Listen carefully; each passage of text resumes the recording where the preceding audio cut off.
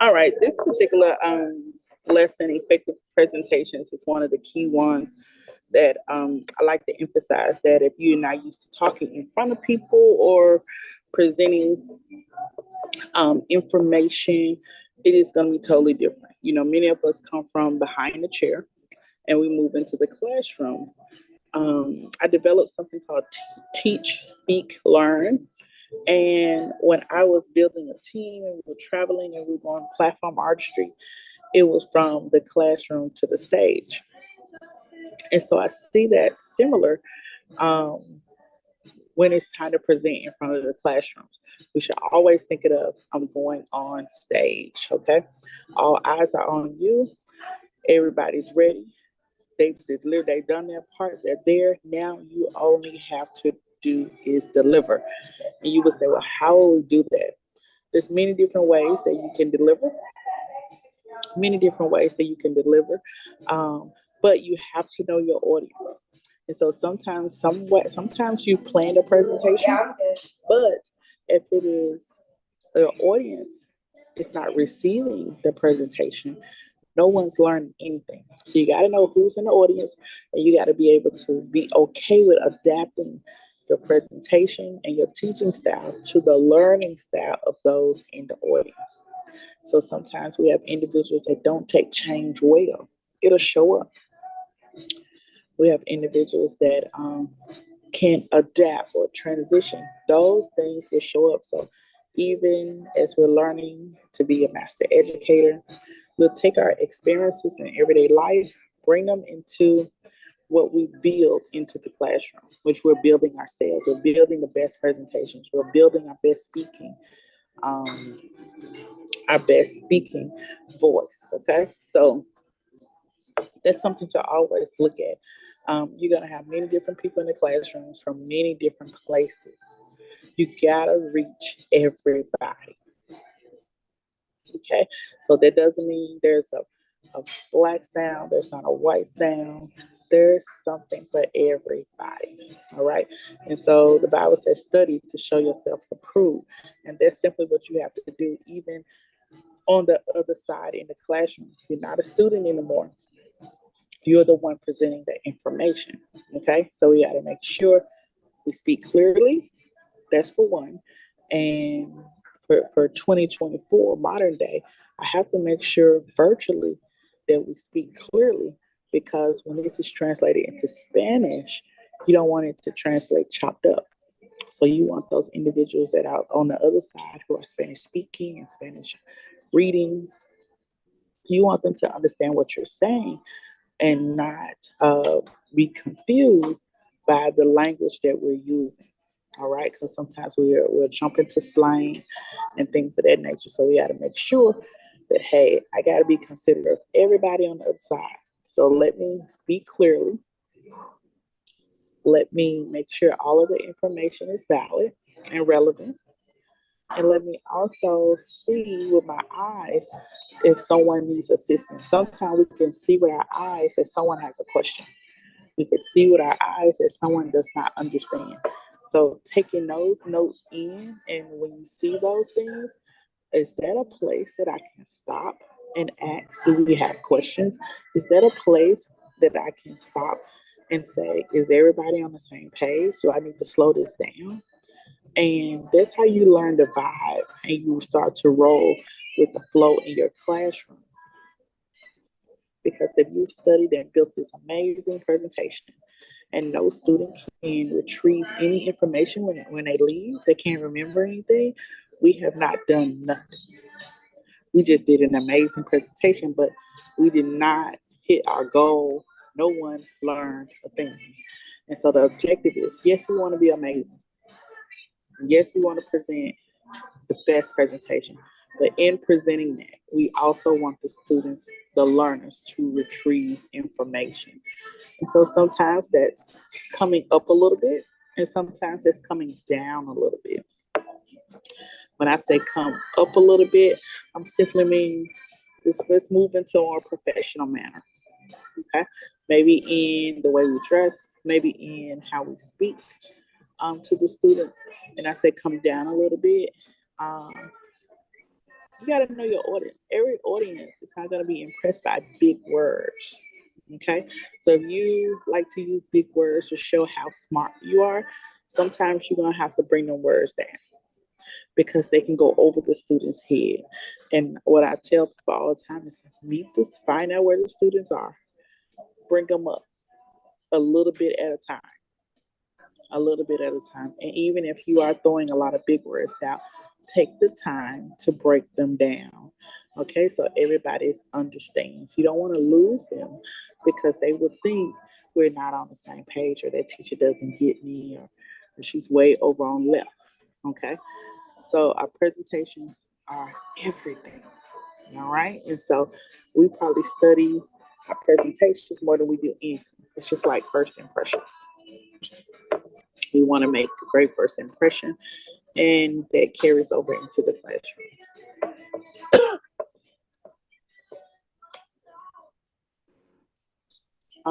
Let's look at the critical concept. Is preparing an effective presentation allows you to navigate around the mental roadblocks that may exist in your students. Okay, mental roadblocks. You can't really see them, but you know they're there. All right. So we got to be able to navigate around whatever they got going on when they come in the classroom. Okay, and we got to learn how to navigate around distractions. And I always ask my instructors, how much does that bother you? How much that person has on a yellow hat this morning? How much does that bother you? Can you deal with it until break? And then we talk to pull the student to the side because if you deal with it now, it may be 20 minutes of disruption that you're causing your class to be off course. And then it may take another 20 for your students to jump back on. So we just wasted 40 minutes of class time. So a lot of times when we're in our flow and we see something, could we deal with it at break? Okay, you have to ask yourself, how much does that bother you? And then we have to figure out what would be the solutions to minimize distractions while I'm teaching in the classroom. Okay, and so that's the critical concept. We still have to present an effective presentation, even if there are roadblocks. Here's our performance goals, what we desire. We're going to explain what's meant by the acronym CREATE, okay, with respect to education in the classroom. We're going to identify the various components of powerful presentations. We're going to explain the 10 methods used for inspiring learner motivation. And we're going to list the 10 elements important to powerful openings and explain the purpose of closing all presentations with impact, okay? We want to close out our lessons with impact and the students say, wow, I get it. I finally get it. Here's our continued goals, listing 5 methods used to strengthen the body or major content of the lesson. And this is pretty much just building it's building our confidence, but it's also building how we teach in the classroom. It's also building our lesson plan as well. List 6 effective methods used to facilitate transitions, say 5 methods for varying stimuli within the lesson, and explain the difference between low order and high order questions. All right. Explain why reinforcement during a lesson is important, super important. As the master educator, we're going to increase personal awareness of all learners. All right. Personal awareness of all learners. And you may say, whatever you have a lot of students in the classroom, every student deserves for you to think, deserves for them to think that you remember something about it. Okay? If it's anything for me, I'm not good with first names. I'm good with last names. And I try to ask them something about their, their life or their experiences, and that's how I will connect them together initially until I get to know them. Consider the psychological and physical needs of adult learners. What do they need to make it past this point? For a lot of them that come in at night, they need motivation, they need encouragement, they need push. Creates an environment within which learners become self-motivated and facilitate a learner centered, discovery oriented environment. Okay, it's all about the learner, it's all about the student, and the student, aka learner. Discovery oriented. I don't want to do everything for them. I want them to discover this new thing. And even if they make a mistake, hey, that's a new discovery. Let's talk about it. Let's break it down. Why did this happen? What can we? How can we prevent it from happening again? Okay. And what did you don't like about it? I always want to keep that open communication. Here's the communication, the transmission of information, thought, or feeling, so that it's satisfactorily understood. You got to make sure, hey, are we on the same page? Okay. Sending and receiving information. So communication is not one sided. It's not just us talking. I want to talk, but I also want to get the responses from my students. I want to have dialogue. I want to have conversation. And this is what we should have in our classroom.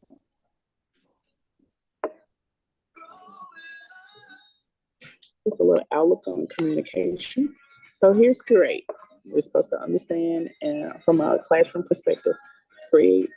We're going to consider the topic, research the topic, examples for clarification, analyze for learners, teach with poise.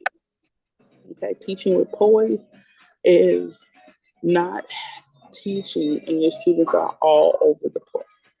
They don't know. You're teaching all over the place. And when I say that, you're jumping around instead of going in sequential order or how you probably should learn something.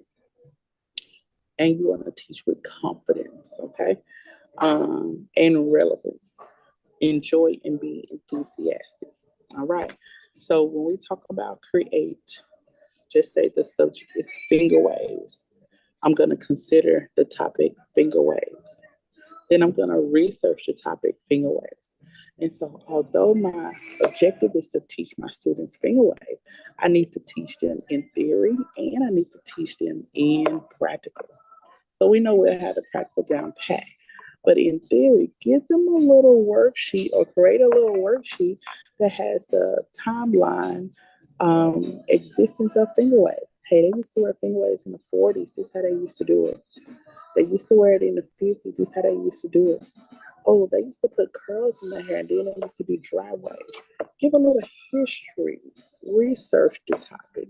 Okay, bring them, take them all the way back and bring them all the way forward. As a project, you can have them, you can even create a project out of it. You can have them as a class, everybody bringing pictures of finger waves, or as a class. I have these magazines here. We have the computers here. I want everybody to Google or bring in 5 pictures, cut out 5 pictures that have different styles of finger waves, okay, from the eras. You can do from the 30s, from the 40s, 50s to now. Um, but that will be researching its topic and bringing in, okay, examples for clarification. And examples for clarification, you will start to do work on the procedure as well. Analyze your learners. You can, in mid teaching, you can say, y'all learning something? Is this some good stuff?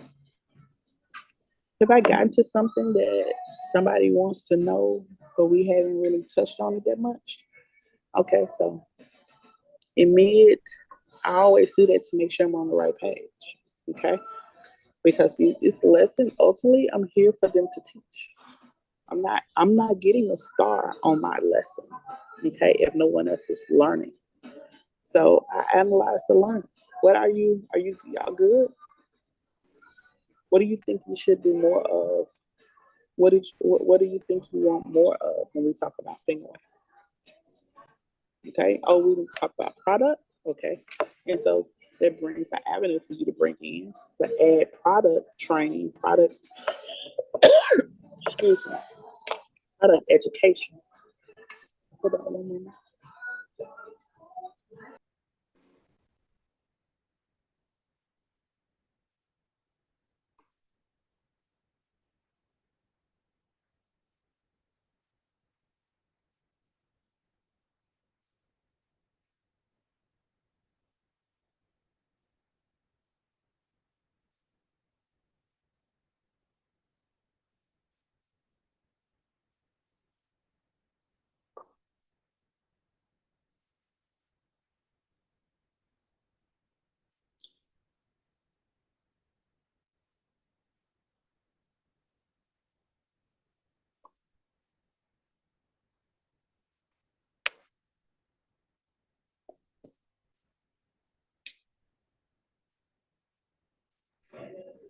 All right, I'm back.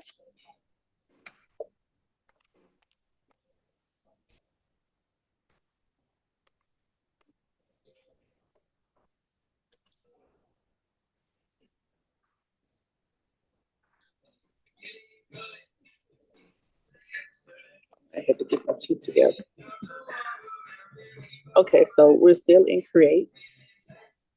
Teach with poise. When I say relevance, making sure that you have some relevant information. You can also add a sense of humor to it. Something you want to wake up the classroom. Also, teach with poise means know your stuff. Teaching with confidence, okay? And you know, there's a there's a confidence that comes with it that you stand on. Okay, enjoy and be enthusiastic. It's all about learning. It's all about learning. We need to bring fun back to the classrooms, and so it's all about learning. So enjoy and be enthusiastic.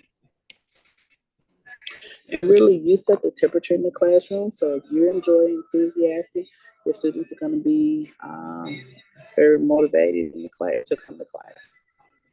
It said, what makes a powerful presentation? Enables learners to expand their skills. You're stretching them. Okay. Reinforces student ideas. Okay. So things that they thought of or things that they thought went this way, let's try it out. Changes learner attitudes. Oh, so now really we learn how to do that. That helps me understand this next part and causes students to gain new knowledge. You know, this is say I learned something today, and then address the WIIFM. It's always part of the presentation, and a lot of times it is the what, when, why of everything that we do. We'll look at powerful motivation, personal power. This is our morning motivation. You can do a video, or you can do a quote, or a personal testimony. Pride and importance. I usually talk about financial gain and just upholding professionalism in the industry, approval and recognition and sense of belonging. Okay, so I may educate them about the industry, and if we don't educate them, we could lose it. You know, so it's just like you passing it on, passing it forward. Um, Having a desire to win, a feeling of accomplishment and creative expression, which means here's the thing: go back up to desire to win. If we are feeling, if the educator is depressed, and we bring it into the classroom, there's no desire to win. It's a desire to lose. They're going to feel this desire to lose. Remember, you create the atmosphere. You're the head honcho, the head atmosphere creator in the classroom. So whatever you portray, that's exactly what's going to set forth in that classroom. You got to have self-esteem. You don't have self-esteem, they can feel it. Okay. You gotta have some love. You gotta show some love. You gotta show some emotional security. Okay, and so they gotta know that you're real. You got can't be afraid of new experiences. Okay, even though we know who's the teacher and who's the students, also we need to know that our students, our teacher is a real teacher. You know, our student has a heart. It doesn't mean you have to um, show a lot of pity and empathy and things of that nature, but it just simply means they need to know that you're real. Creating motivational circumstances, strong personal contact, look in their eye, put learners in an active mode, use examples and illustrations, always bring success stories, or some magazines will have estheticians of the month, hairstylists of the month. And so bring that article in, and students will read the article and talk about some of those circumstances and where they want to be in the future. And always encourage questions and feedback. Hey, dude, I'm here for you. You have a question. My job is to find the answer. And if I don't have the answer, I still have to go find it somewhere. And then encourage personal competition. Okay, I want you to be better than where you were the day before. display enthusiasm and excitement. Not only I want you to feel it, but I want it to be real. Okay. We could make it a whole lot. I want it to be real.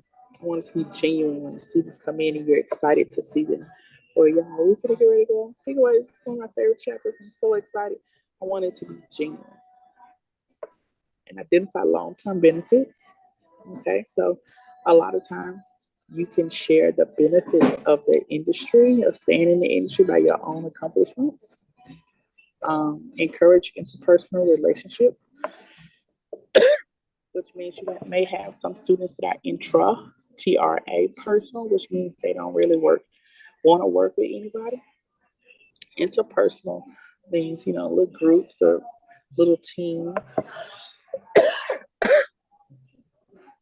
So what happens, you encourage students to get out of their little comfort zone and move around and offer choices.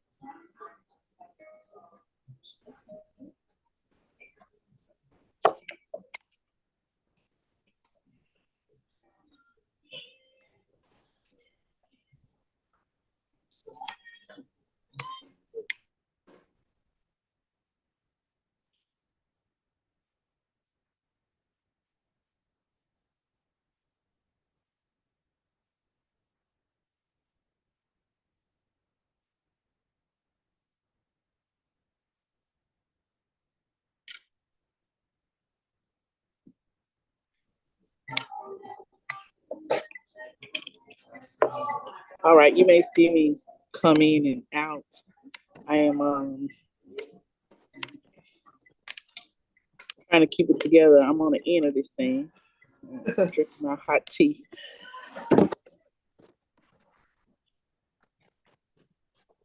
So please forgive me for the interruptions. Oh, you good?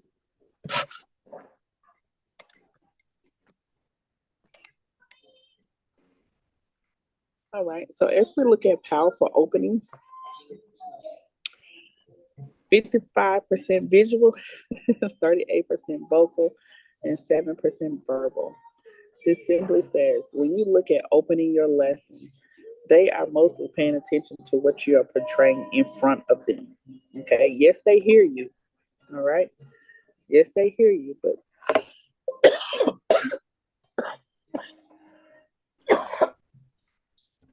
excuse me, mostly it's what they see. They're looking at what they see. So powerful opening informs your learners that the time will be used well so you can ensure them. And I always say, thank y'all for joining me. It's a blessing to be before you, that you understand who they are, that you respect them because you are prepared, and that you know the material through education and practical experience. And so a lot of times when you don't know what you got, what you're supposed to be teaching, you can kind of get lost a little bit. So that's why as educators, we have to do the extra steps to go forward, learn more, because you never know when we'll have to teach a different type of class. I heard someone say, if you're a cosmetology instructor and you're teaching nail class, go sit down.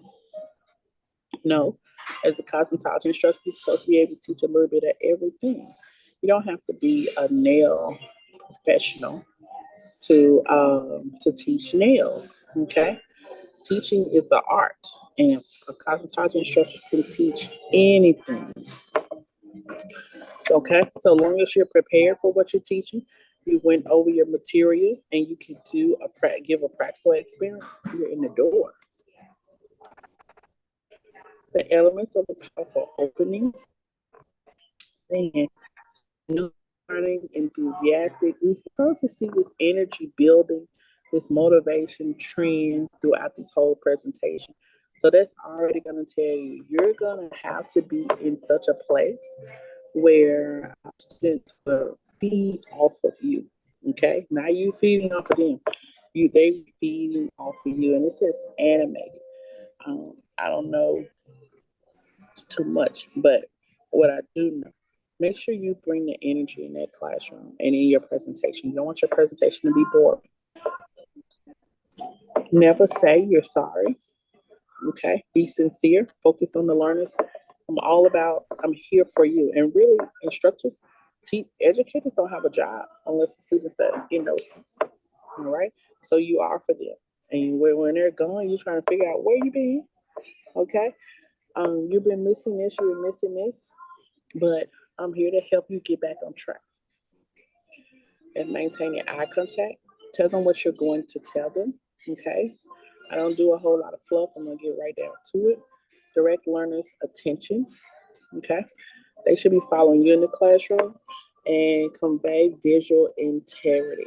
So what you can do is shake your head, you can nod your head. Um, Sometimes I just take my hands and hold my hands with voice quality, articulation, pitch, emphasis, pace, tone, and vocabulary. The voice quality I did have to work on because,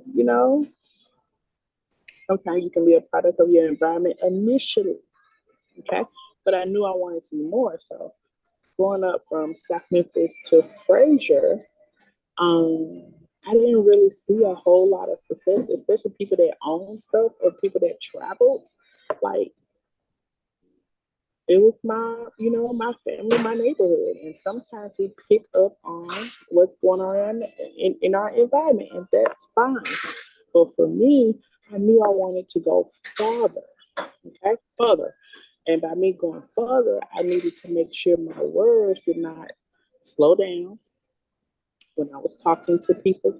I made sure my hair would be up. I practiced looking people in their eyes. Um, and I'm a hugger, so a lot of times I practice restraint until someone shows me that they're a hugger too. So just to give them that initial space. I also would look at presentations from people because in introducing myself to companies and things like that, that stuff I had to study because I had no one around me to show me.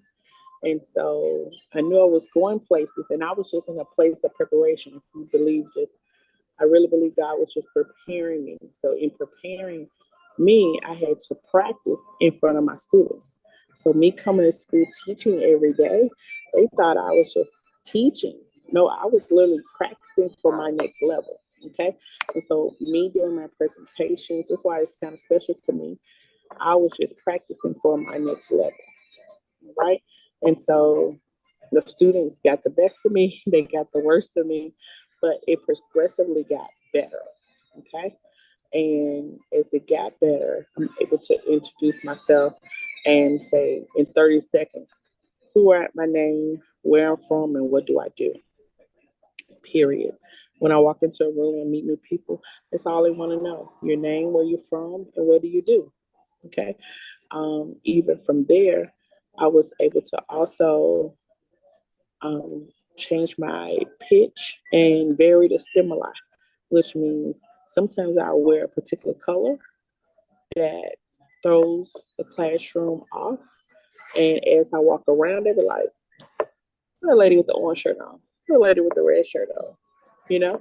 Um, and I do like to walk around my classroom. That's what I like to do. I like to stand and teach. Being eye level with students sometimes just doesn't bring you the same regard as standing up. And so I do like to stand and teach. If I have room, I will walk around and teach.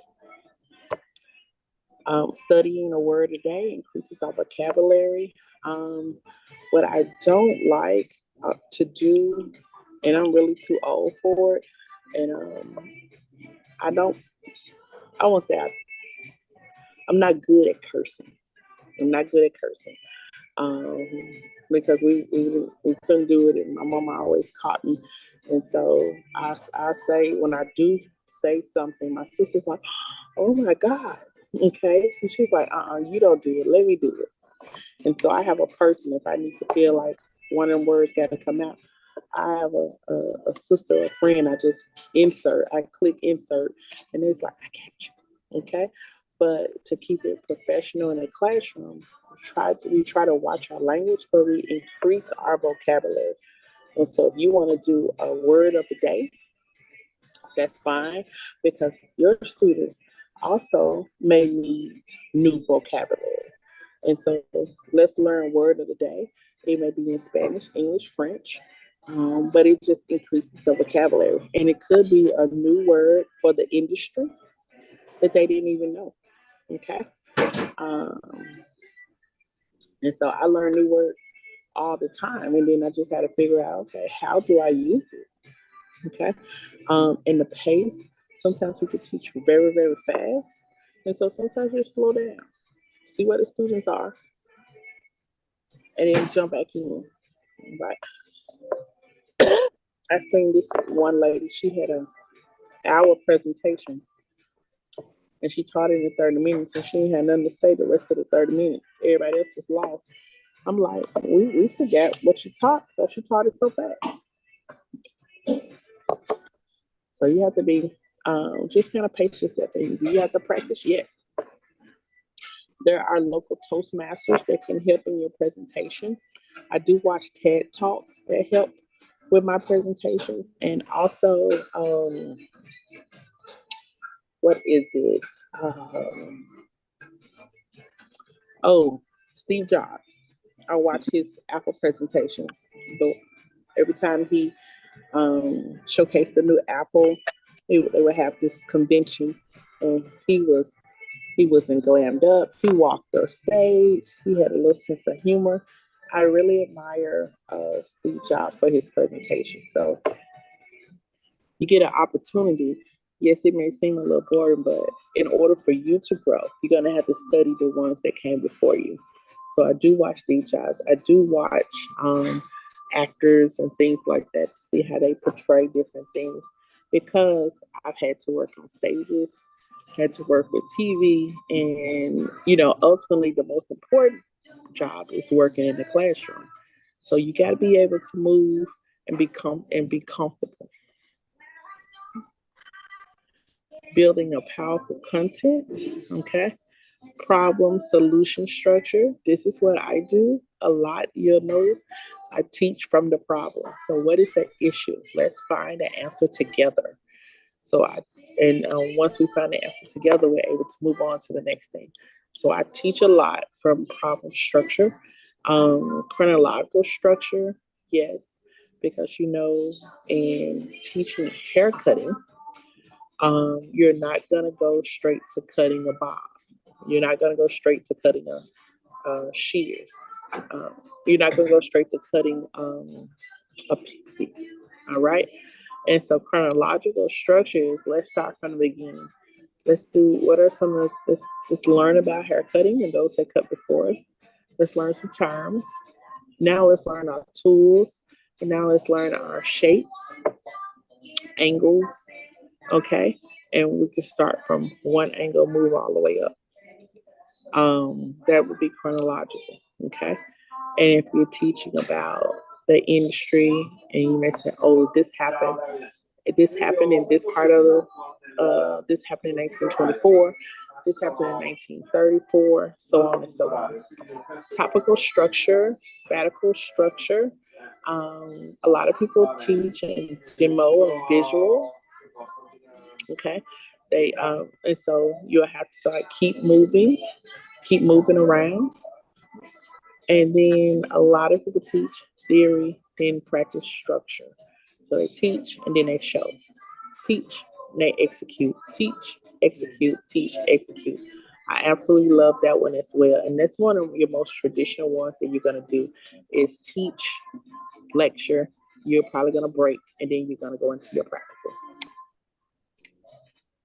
They're strengthening content. So we know we're going to teach finger waves, but I got to bring some more stuff to the table because right now they're just words. And so I'm going to bring facts. I'm going to bring figures. I'm going to mention movies where actresses were finger waves or actors were finger waves. I'm going to bring pictures, maybe a picture of myself with finger waves. We're going to Google or take our phones out, and it's going to be a phone project where you'll get in the group and they got to find waves from the 40s, waves from the 60s, waves from the 80s. Okay, antidotes. We're going to make sure everything has a punch to it, punch line to it, examples and illustrations, analogies. And so we're going to use all of this material to strengthen what we know. We're going to bring it all to the table. In closing with impact, we're going to summarize the lesson. This is why you need to learn this. Okay. From the fundamentals all the way down. And I may close it with the, this is why you need to learn, because it builds your financial, it builds your dollar, it builds your bank account in the end. Or you may say, what are some modernized, how do we take this wave that's been around for centuries and modernize it for 2024?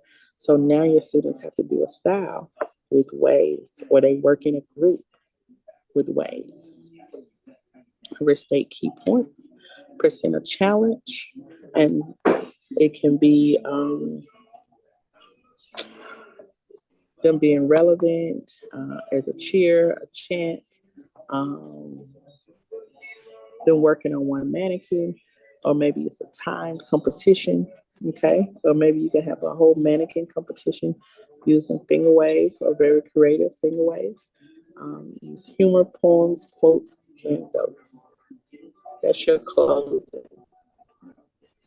Connecting all of the parts together. You want to have Q&A. Your physical activity is going to be the practice, and it may be the competitions. That's going to be fun in the end. You're going to introduce the visual aids. It may be magazines. It may have been cut out pictures, videos, DVDs.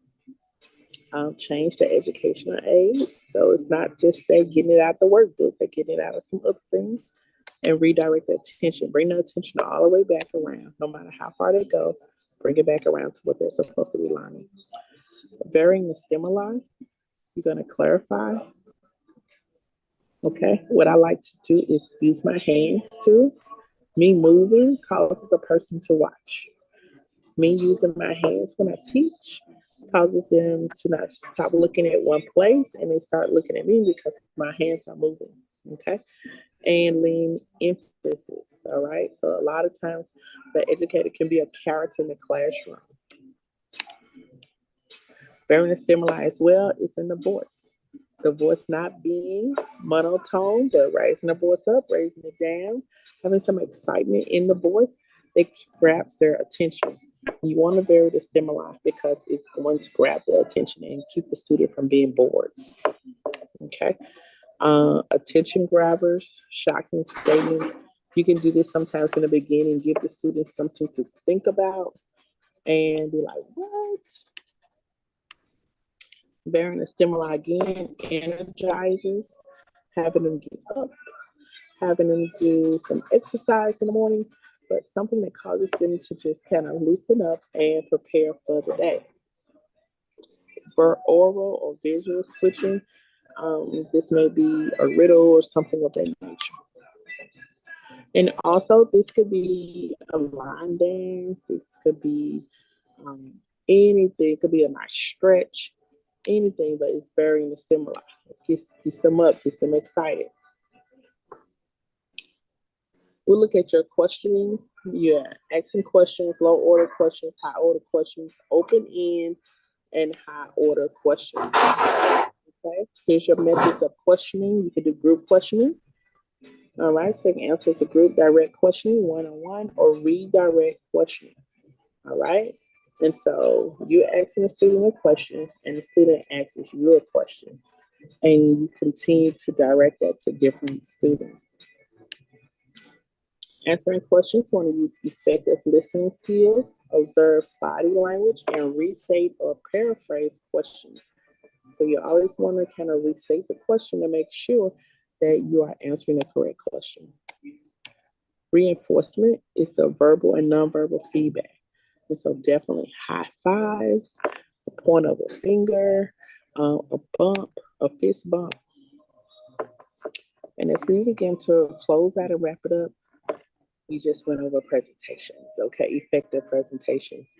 I'm going to give just a little homework assignment for class tomorrow, and that is, I would like you, let's close it out. Okay, so I would like you to look up effective presentations on YouTube and